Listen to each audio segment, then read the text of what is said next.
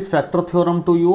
The use of this factor theorem is to check either it is a factor or not. So if you look at this example here, if I divide 8 with 2, is 2 is a factor of 8? Yes. If I divide it with 8, then it is 2 4s are 8. Then what is the remainder? Look at the remainder. Remainder is the important thing here. So what is the remainder in this case? 0. Okay. So it means if I divide a number by its factor, then in that case remainder is 0. Right? Look at this. Is 3 is a factor or not? No. So no. Okay. 3 2s are 6. So what is the remainder in this case? 2. So is remainder is 0 or not?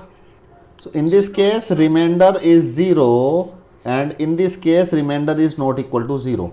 Why it's not equal to 0? Because 3 is not a factor of 8. तो अब हम लोगों ने इससे छोटा सा example मैंने लिया, इससे हम लोगों ने ये देखा है कि अगर किसी नंबर को उसके फैक्टर से डिवाइड किया जाए तो रिमाइंडर 0 आता है, ठीक है, और अगर किसी नंबर को उसके फैक्टर से उसका फैक्टर ना हो उससे डिवाइड किया जाए तो रिमाइंडर 0 नहीं आता है, not equal to 0. Now let us understand this factor theorem.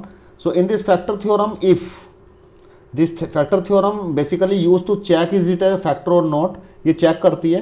तो ये करती कैसे है काम factor theorem?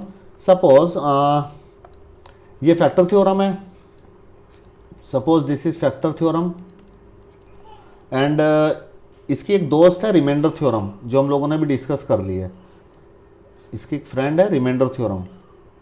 So this is reminder theorem. तो फैक्टर थ्योरम काम कैसे करती है? तो फैक्टर थ्योरम के पास अगर मैंने फैक्टर थ्योरम को दिया एक पोलिनोमियल px और मैंने बोला उससे कि चेक करो एक पोलिनोमियल px, मैंने इसको दिया और एक gx दिया, तो मैंने इसको बोला कि चेक करके मुझे बताओ कि इस gx is a factor of px और नॉट, gx px का फैक्टर है या नहीं है. तो ये फैक्टर थ्योरम क्या करेगी? फैक्टर थ्योरम काम करे जाएगी रिमाइंडर थ्योरम के पास, ठीक है, और रिमाइंडर थ्योरम से इसका रिमाइंडर पूछेगी कि px को gx से डिवाइड करके बता दो. आपको रिमाइंडर फाइंड आउट करना आता है, आप बहुत जल्दी से रिमाइंडर फाइंड आउट कर देती हैं. तो रिमाइंडर थ्योरम उसको बताएगी कि रिमाइंडर 0 आ रहा है, या क्या बताएगी रिमाइंडर थ्योरम उसको? या रिमाइंडर थ्योरम बताएगी उसको कि रिमाइंडर 0 नहीं आ रहा है. तो दो ही चीज़ें बता सकती है. तो वो फैक्टर थ्योरम जाती है रिमाइंडर थ्योरम के पास, उससे रिक्वेस्ट करती है कि मुझे इसको डिवाइड करके बता दो, क्योंकि आप तो रिमाइंडर थ्योरम है, आपको रिमाइंडर फाइंड आउट करना आता है. तो फैक्टर रिमाइंडर थ्योरम उसकी दोस्त है, तो उसको बता देती है. तो अब वो रिमाइंडर पूछती है कि मुझे बताना कि 0 आ रहा है या 0 नहीं आ रहा है, दो ही चीज़ें उसको चाहिए. तो अगर 0 आ रहा है रिमाइंडर, तो क्या बोलेगी? Yes it is a factor. तो फैक्टर थ्योरम ने इससे पूछा, इसने बताया कि रिमाइंडर 0 आ रहा है, तो वो आके मुझको बता देगी it's me here, it's me here, मैं यहाँ पे खड़ा हूँ, और ये रिमाइंडर थ्योरम आएगी मेरे पास और मुझे बता देगी कि yes it is a factor, ठीक है. फिर मैंने एक क्वेश्चन और दिया इसको, ये रिमाइंडर थ्योरम फैक्टर थ्योरम को, this is factor theorem, this is reminder theorem and this is me.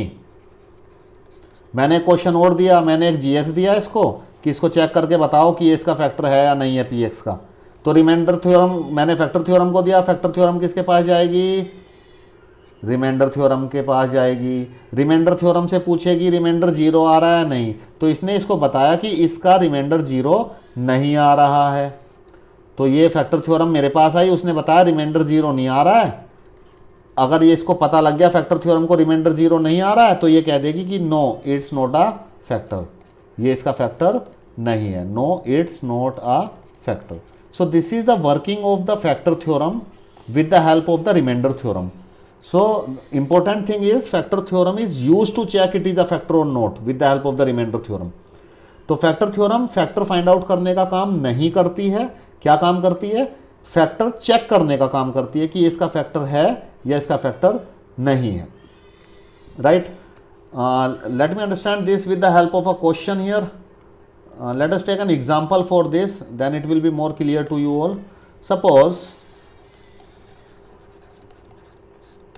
Suppose there is a polynomial px is x square plus 2x plus 3, and we need to check there is another polynomial gx it is x minus 2 and we need to check is it a factor or not.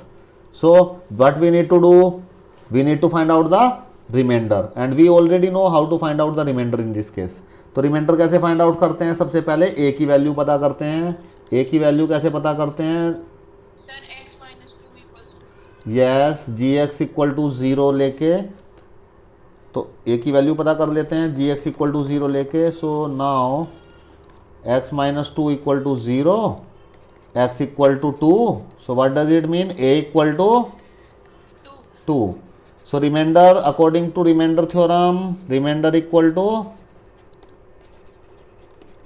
2. P A P2 P2. Yes. Remainder is P2. Okay. So if this x is replaced by 2, so replace this x with by 2 on this side also. So it comes out to be 2 square, 2 into 2 plus 3. तो क्या आ गया 4 plus 3 equal to 7. Reminder theorem ने बताया कि reminder कैसा आ रहा है, not equal to 0. तो फैक्टर थ्योरम मुझे क्या बताएगी आगे, इसका फैक्टर है या नहीं है. सो ये फैक्टर थ्योरम क्या बोलेगी, no it's not a factor. तो फैक्टर थ्योरम को बस ये पता लगना चाहिए कि रिमाइंडर 0 है या नहीं है.